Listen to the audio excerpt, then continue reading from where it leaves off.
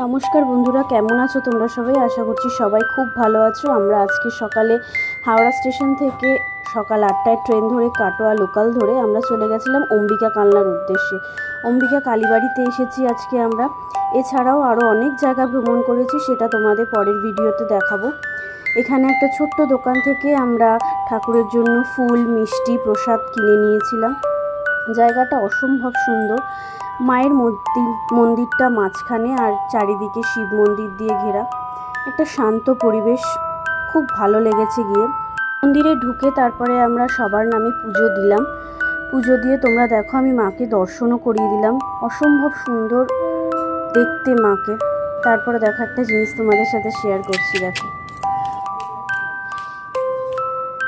মন্দিরে পুজো দিয়ে তারপরে আমরা শিব মন্দিরগুলো দর্শন করতে গেলাম। আর নেক্সট ভিডিওগুলো এর পরের ব্লগে আসছে, দেখতে থাকো। চলো, টাটা।